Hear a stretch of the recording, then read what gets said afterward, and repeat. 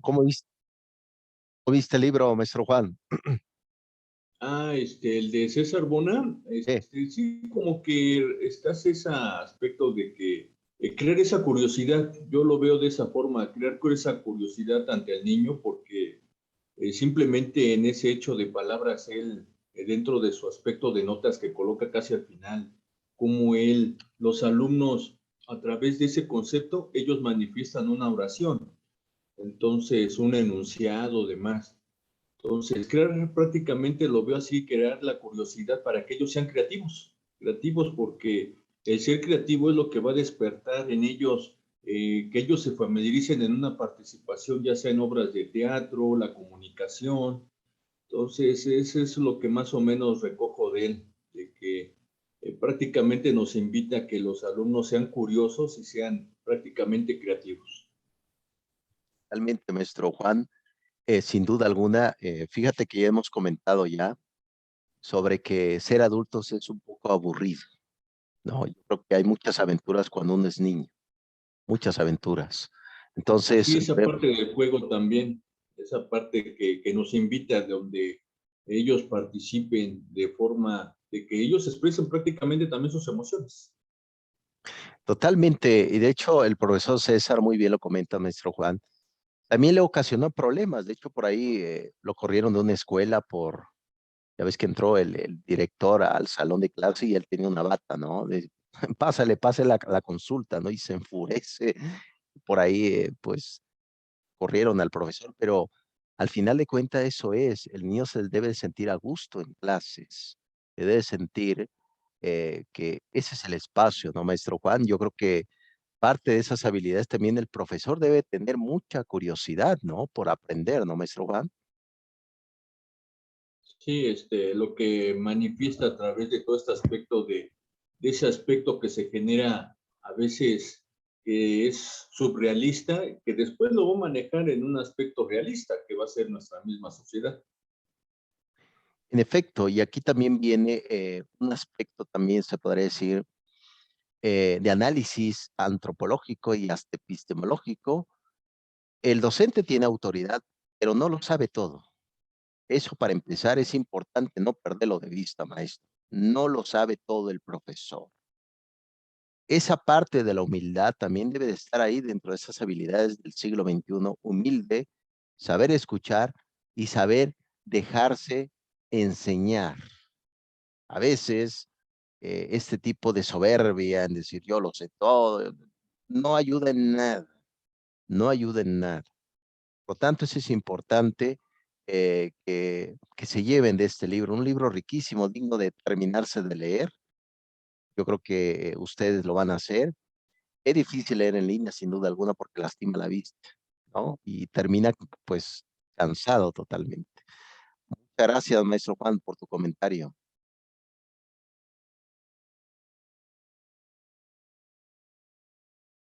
Excelente, maestro Juan. Como siempre, tus comentarios son muy buenos. Bien, ¿cómo lo viste, maestra Lisbeth, esta configuración de este profesor? Un lenguaje muy, muy de nosotros, ¿no? De lo que vivimos todos los días. Pues sí, me gustó mucho este libro. La verdad es que trae unas experiencias incluso chistosas, ¿no? De su práctica, de todo lo que él trabajó. Y pues yo lo que puedo rescatar es esa parte de promover la creatividad, porque es cierto que cuando somos adultos pensamos que ya no somos creativos, que ya no tenemos imaginación. Entonces los niños, pues por naturaleza tienen creatividad, pero si nosotros como docentes, pues no se las promovemos, no estamos ahí estimulando la creatividad, difícilmente van a querer ellos pues desarrollar la curiosidad, porque nos decía que la curiosidad es el motor que impulsa a los alumnos. Y propiamente, pues es cierto, ¿no? El que un niño sea curioso nos va a permitir que nos pregunte, que nos cuestione, que indague. Si tenemos niños, el otro libro, el de educar en el asombro, si tenemos niños autómatas, pues difícilmente vamos a poder promover todas estas habilidades, entonces es difícil. También nos habla ahí de contagiar la actitud. Eso es muy importante y yo lo veo, lo he visto en muchos ciclos escolares donde hay alumnos que sus maestros son muy serios o son muy déspotas, porque sí lo hay, ¿no? O sea, es la realidad que vivimos y el grupo se vuelve así. El grupo se vuelve déspota, se vuelve grosero, o al contrario, vemos maestros muy trabajadores, sonrientes, simpáticos, y el grupo así es como el docente. Entonces, coincido claramente que sí, se contagia la actitud en los alumnos y nosotros somos un modelo, bien, incluso los principios pedagógicos lo dicen, tenemos que modelar con el ejemplo. Y ahí está, ¿no? Ahí está el modelaje que hacemos cada uno de nosotros diariamente. También nos habla acerca de esta parte, lo que usted menciona de que los maestros pues no lo sabemos todo y que bueno, los niños también nos enseñan, de parte de los niños vamos adquiriendo el aprendizaje, y no solo de los niños, ¿no? De los alumnos de todos los niveles educativos vamos aprendiendo de ellos y la práctica es lo que nos ayuda a aprender más. Si nosotros podemos saber muchas cosas, pero si no estamos en contacto con alumnos, pues es difícil aprender. Y bueno, también nos habla de que enseñemos a los alumnos a que hablen en público, a que ellos Sí, expresen, den sus comentarios, dialoguen, porque, bueno, yo lo decía en mi podcast que no se escucha, ya vi por qué está dañado mi archivo, profe. Ahorita lo estamos revisando, pero si híjole. no se puede, lo voy a tener que volver a hacer. Sí, ya lo chequé, pero, y es que lo grabó mi hijo en su teléfono y ya lo borró. Y aquí lo tengo en la compu, pero no funciona, dice que está dañado, entonces voy a checar. Y precisamente en el podcast yo decía esa parte de que, bueno, las habilidades del español las tenemos que promover en los niños. El hablar, escuchar, el leer y escribir son 4 habilidades esenciales en el español. El sabernos comunicar con los demás de manera oral, de manera escrita, el saber, pues escuchar, porque si hay un mensaje, debemos saberlo escuchar y debemos saber contestar. Entonces, este autor lo retoma muy bien y bueno, también nos da muchas estrategias para la enseñanza, nos habla del aprendizaje basado en proyectos, que bueno, también los problemas que podemos abordar a partir de las situaciones y veía, bueno, escuchaba esta parte de los problemas que él como que los modifica, ¿no? Él dice, hay un problema así, le vamos a dar como un sentido lúdico para que los niños no sean tan cuadrados. Entonces, a veces nosotros en el aula trabajamos ciertas situaciones y yo tenía un director que decía, es que no sean tan cuadrados, porque nos ponía una situación de matemáticas, como la ahorita se me viene a la mente de cuánto es 2 semillones más 2 semillones. Y pues nosotros haríamos la operación, ¿no? Híjole, 12 millones, 24 semillones, y no es la respuesta. La respuesta es 4 semillones, ¿sí? Entonces, decía mi director, no sean tan cuadrados, no piensen nada más con lo que es tan teórico, piensen de una manera diferente. Y este autor es lo que escuchaba en las situaciones, le da un giro a las problemáticas y la verdad es que eso es importante en la educación, trabajar eso. También nos hablaba de la cooperación que debe haber en el aula, ¿no? Y ya lo abordamos en el libro de evaluación, sí, ¿no? Evaluación cooperativa, algo así que leímos, y que nos hablaba de esa parte de que estemos trabajando en cooperación, porque finalmente pues somos una sociedad, pero a veces es complicado en el aula trabajar esto, la cooperación, más ahora en la época del aprendizaje en modelo híbrido, porque ahorita tenemos a los niños individualizados, que no hagan equipos, que no compartan material. Entonces, ahorita es complicado. Sin embargo, yo espero que podamos retomar otra vez las actividades como antes para que pues sí realmente haya ese aprendizaje cooperativo y que aquí viene este autor nos mencionaba que es un pilar en la educación, la cooperación. Entonces, es un libro muy, muy rico que la verdad no cuesta trabajo estarlo escuchando, leyendo, y sí, relaciona mucho las experiencias cotidianas y nos da un enfoque diferente. Nos habla, me gustó mucho esta parte, la de reflexionar en qué pueden mejorar, ¿sí? La reflexión. Y esto lo hemos hecho, por ejemplo, con el diario del profesor, que nos ayuda mucho esa reflexión, acordarme de lo que pasó. Y si los niños también reflexionan, también yo creo que podemos mejorar, vamos en un buen sentido. Y pues sí, muy bueno este libro, maestro. Gracias por proporcionarnos esta literatura. Eso es bueno, profesora Lisbeth, maestros, de que la maestría está generando en ustedes, como muy bien comentó el maestro Eckhart, un filósofo alemán, decía la chispa en el interior de cada persona. Al final de cuentas, eso es parte también de que el docente vaya generando un pensamiento más elevado, más crítico. Siempre vamos a carecer, eso sin duda, no se les olvide. La carencia siempre estará en nosotros. Por eso precisamente estamos leyendo, por eso estamos revisando. Siempre vamos a tener muchas cosas que nos faltan.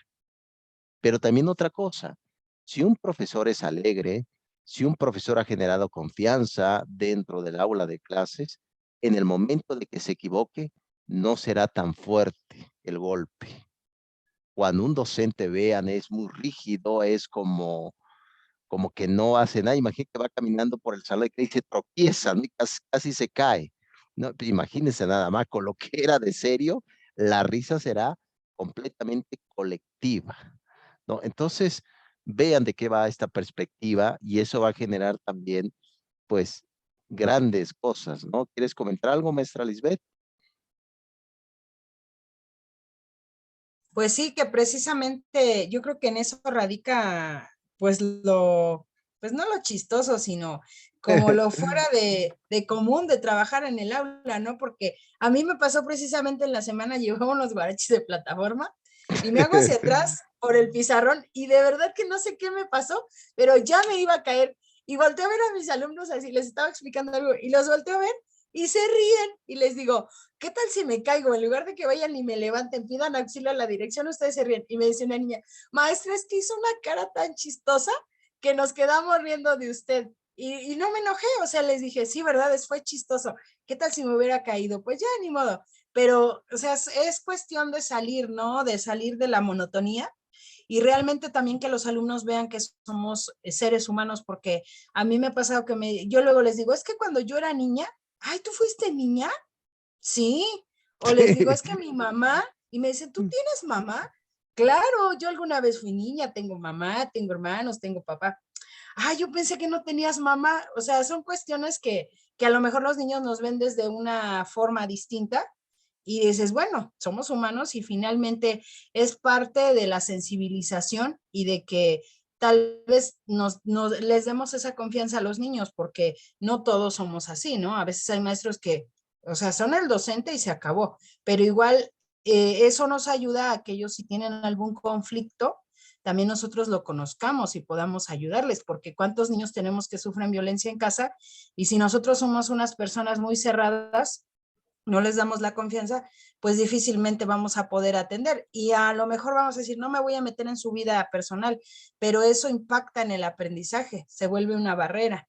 Entonces, finalmente tenemos que estar inmersos en la vida del alumno. De hecho, bueno, en el plan anterior, cuando era la evaluación docente, había un parámetro indicador que decía, conocer a los alumnos, qué tanto los conoces, ¿no? Qué tanto, o sea, te evaluaban ese aspecto y finalmente es una situación que nosotros los docentes debemos dominar. A lo mejor no voy a ir a su casa como se hacía anteriormente, los maestros que iban a las casas, platicaban con el papá y la mamá. Ahora con esta situación pues de la delincuencia, de la violencia, ya no podemos hacer esas visitas domiciliarias, pero sí por lo menos tener un referente en el aula de los alumnos, cómo viven, cómo son sus relaciones en casa, para poderlos ayudar y que realmente pues tengamos mejores resultados en el aprendizaje de ellos. Nada más.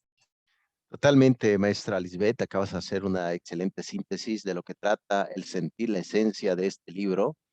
Sin duda alguna, el glamour docente a veces se nos va por abajo, ¿no? Somos personas, ¿no? Podemos caernos, por ahí estás hablando, se te va un poco de saliva por ahí, etcétera. No son cosas que pasan, ustedes lo han de saber muy bien, pero al final de cuentas, la empatía, lo simpático que puede llegar a ser un profesor en el aula, eso va a generar que el error no sea tanto y genere precisamente una construcción del propio docente, ¿no? Entonces, eso es parte también, la risa, como les platiqué un poco del Barón de Montesquieu, cuando escuchen un ruido, en el aula están platicando, están dialogando, es una democracia educativa, ¿no? No necesariamente que todos estén silenciosos, están aprendiendo, pues no significa eso que estén aprendiendo realmente.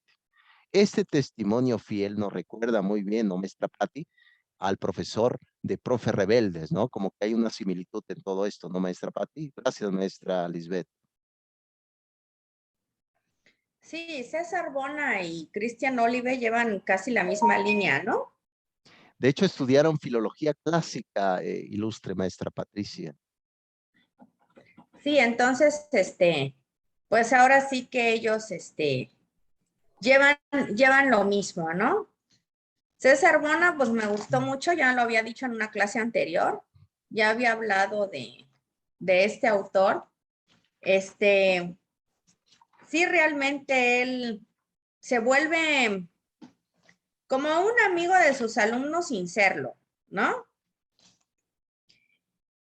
Porque en realidad, por ejemplo, si hay padres que dicen, yo quiero ser amigo de mis hijos, pero los dejan huérfanos porque se convierten en sus amigos, ¿no? Entonces yo creo que si un docente se convierte en amigo de un alumno, lo deja sin maestro, ¿no? Pero bueno, él se convierte no en amigo de sus alumnos, sino en una persona empática con la que sus alumnos pueden convivir, pueden tener la confianza y eso facilita pues el aprendizaje. Me gusta mucho que sube a los niños allá a las bancas y los enseña a hablar en público, cosas que realmente pues luego cuestan mucho trabajo, ¿no?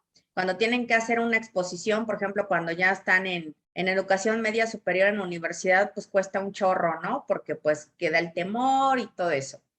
Entonces él los empieza a enseñar desde peques, ¿no? La rifa esta que hace de los objetos que se lleva del hotel, ¿no? Sí, está bueno eso. Eso está buenísimo, ¿no? Entonces, pues sí se me hizo un libro muy padre, quedé pendiente a terminar de leerlo porque la verdad está muy bueno, al igual que el de Educar en el Asombro, que habla mucho de lo que es la educación con límites, que hijo, esa últimamente, cómo cuesta trabajo, ¿no?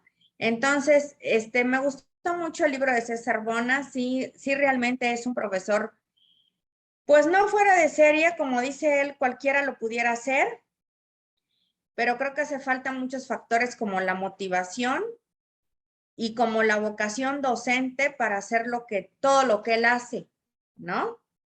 Porque sí realmente el chico que mencionaba usted hace rato, que le dio el escupitajo ahí en el asiento de la motocicleta. Tremendo, ¿no? Sí, tremendo, pero César, en vez de tomárselo personal, como la mayoría lo hacemos, él trata pues, de empatizar con ese alumno y de cambiar, digamos, la perspectiva que el alumno tiene de él cuando le dice, bueno, y entonces, ¿qué te gusta hacer? O sea, o sea, ¿cómo puedo mejorar, no? Entonces el chico le dice, bueno, pues es que a mí me gusta escribir historias, ¿no? Bueno, pues entonces cuéntame ahora las historias con los exámenes, ¿no? Entonces, ahí lo que hizo César fue adaptarse a las necesidades de su alumno. Entonces, sí, realmente me parece una persona maravillosa, al igual que Christian Olive, porque pues son maestros que rompen los paradigmas y los esquemas de la educación. Y bueno, pues qué padre tener un maestro así, ¿no? Porque pues realmente yo creo que todos en nuestro camino hemos tenido algún maestro que dices, híjole, ¿no? Entonces, sí, realmente híjole, se me figura un maestro maravilloso, ¿no? Y como dice él, bueno, al final de cuentas, no ganó el premio, nada más estuvo nominado, no lo ganó.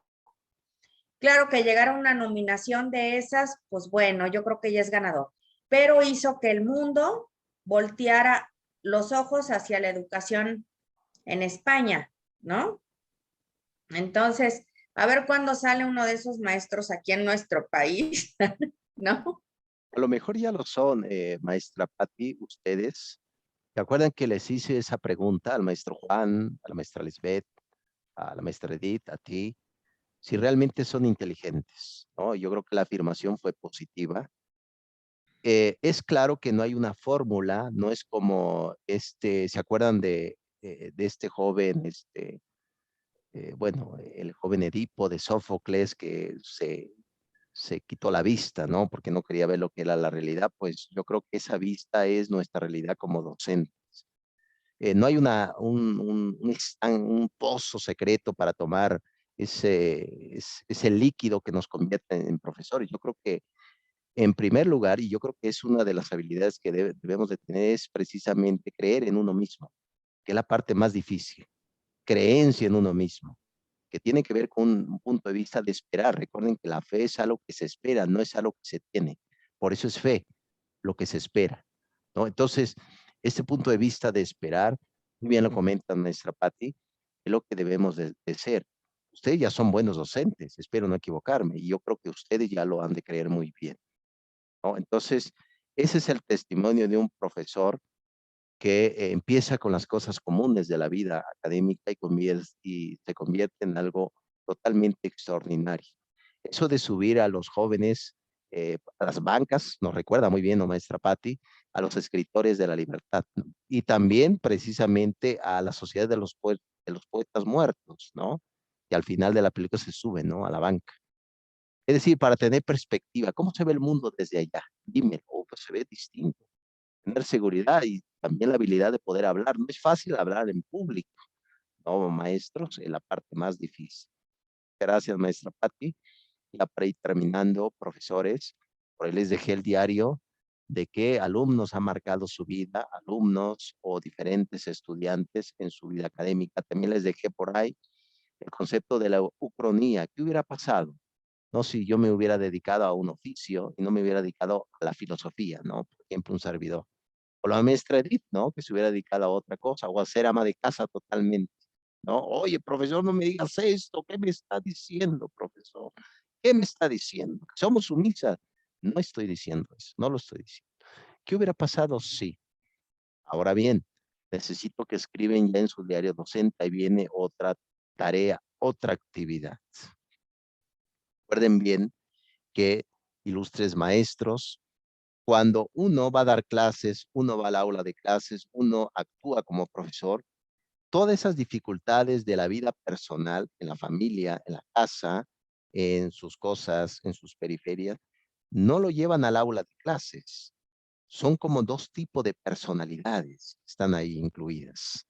Por lo tanto, necesito que escriban cómo le hacen ustedes como docentes cuando surge un problema y cuando entran al aula de clases son otras personas. ¿Cómo le hacen para no involucrar la vida personal con la vida docente? Quiero que lo escriban, pongan ahí, oye, profesor, yo tengo varios puntos. No involucro emociones, no involucro esto, no lo sé. Por lo tanto, necesito que en el diario docente, siguiente diario docente, escriban el siguiente apartado, ¿cómo le hago yo para no involucrar los problemas personales en mi vida profesional como docente? Necesito que lo describan bien, que pronto les voy a pedir ya el diario otra vez y con gusto lo voy a estar leyendo. A mí me va a ayudar mucho, claro que sí. Ustedes también me van a ayudar mucho en mi formación como profesor, sin duda alguna. Quiero que le escriban. No todos tenemos esa habilidad, pero queremos adquirirla, dejar un poco esa losa de la vida personal y enfrentar precisamente el concepto del aprendizaje. Seamos honestos, maestros.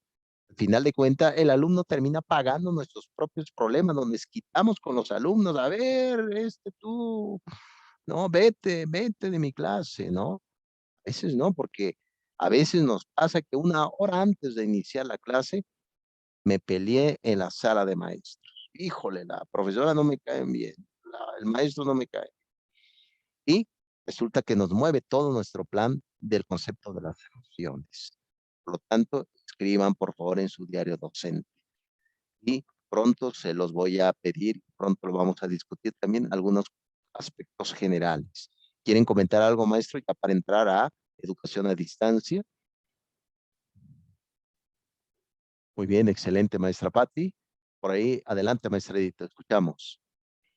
Sí, pues yo creo que como comentario final es que, o sea, bueno, a mí sí me gustaría haber tenido un docente así. Venimos, yo creo que la mayoría de una escuela tradicional.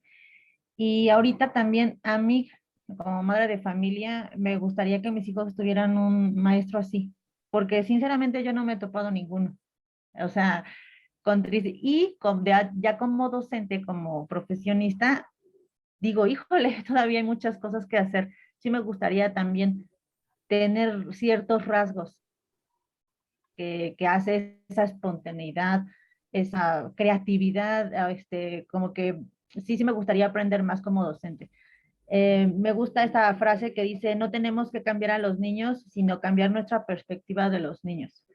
A veces, como dice, pensamos que no saben porque no tienen experiencia, que no tienen creatividad, que 30 años de ejercicio docente lo sabemos todo. Y claro que no, a veces ellos lo volvemos a señalar que tienen otro punto de vista de las cosas, otras experiencias, se vuelven cada vez, si lo vemos como la evaluación de hacia el cliente, también consumidores que necesitan más. Y a veces nosotros como docentes necesitamos prepararnos cada vez más, cambiar también esa escuela tradicionalista que tuvimos y ¿por qué no divertirnos un poquito en el aula de clases y aprender que también jugando, bueno, jugando se aprende también. Entonces, relajarnos también como docentes y, y ver en ellos también una fuente de creatividad. O sea, como lo dice, el maestro no lo sabe todo. Si ellos pueden también proponer ciertas cosas, ciertos juegos, también ponerlos en práctica porque la clase es de todos, no nada más del docente, sino que se vuelva cooperativo y también, como dice, colaborativo con otros docentes. Empezar a cambiar todos esos paradigmas, ¿no? Donde yo me paro, soy el centro de mi clase y vámonos, sino ir un poquito más allá. Yo sinceramente sí me gustaría ver más docentes así y empezar a tener estas prácticas también dentro de mi docencia. Totalmente, maestra Edith. Eh, es importante también mencionar un aspecto que no perdamos de vista. Así como la verdad también es problemática, decir la verdad también causa problemas, así también él de hecho, el profesor César hace por ahí un pequeño mito, como lo hizo Platón en su momento, hablaba de los salmones, estos peces que van en contracorriente. Le echan un vistazo, por ejemplo, en Canadá es muy propio, ahí esas regiones del salmón, que curiosamente dices tú, pero deberían de dejarse ir por el río, pero no, van en contra del río, totalmente con ramas, piedras, los osos, etcétera. Todo eso es la escuela donde a veces estamos. En ser novedoso, en innovar y ser diferente, que causa problemas también, déjeme decirles. Causa muchos problemas ser diferente. Es claro que a veces estamos ya dopados, anestesiados por la parte de la propia pedagogía en hacer siempre lo mismo. ¿Por qué no empezar a hacer algo distinto? ¿Causa problemas? Claro que sí. El profesor César le ha ocasionado problemas, perdió chamba por ahí, perdió trabajo. Pero yo creo que ahí está la cosa. La pregunta es, ¿somos salmones o simplemente somos cangrejos que nos dejamos ir por el río? Esa es como la reflexión final. Excelente apostillado, maestra Edith. Yo creo que ustedes están en ese camino, a lo mejor ya lo son. Y lo que se pretende es que sean mejores que un maestro, que sean mejores que un servidor, ¿no? Entonces, de eso es el propósito, que sean excelentes maestros. Para eso son las habilidades. Excelentes maestros, ya nos queda poco tiempo, vamos ya a revisar sistema a distancia para el aprendizaje. Ya hemos terminado ya con este libro. Ánimo, maestra Patti, veo por ahí que ya el cansancio ontológico está más que evidente. Ánimo. Muy bien, comparto por acá este texto. Ya terminamos con habilidades docentes. Y vamos ya con esta tertulia. No me molestes, mamá, estoy aprendiendo. Para empezar, fue un libro del profesor Mark Presky que prácticamente pues no lo querían publicar por el tema, ¿no? El gran estigma social de los videojuegos, no deben de jugar videojuegos, es satánico, Pikachu, etcétera, etcétera, ¿no? Salieron también voces. Pero aquí, cuando vemos inclusive desde el punto de vista de la educación a distancia, es que todo que sea tecnológico también puede sumar para llevar a cabo grandes aprendizajes a través de esta gran distancia que es el espacio de la materia. Por lo tanto, ya en esta sesión vamos a ver ya el concepto final de estos videojuegos que pueden contribuir a la parte del aprendizaje. Por ahí les voy a enviar, ilustres maestros, un videojuego, se los voy a enviar yo creo en la semana, que necesito a ver si me superan. Yo llegué, déjenme decirle que ese videojuego hice unos corajes brutal, pero les voy a enviar un videojuego para ver si llegan a la meta y ahí me van a platicar si sí o si no. Como parte de esta presión me van a decir qué habilidades desarrollaron, si realmente tiene razón Malpresky o no. En la semana se los envío, una liga para que puedan jugar. Yo hice unos corajes tremendos, déjeme decirle, pero bueno, esto es parte también de la temática. Muy bien, ya para ir finalizando, ilustres maestros,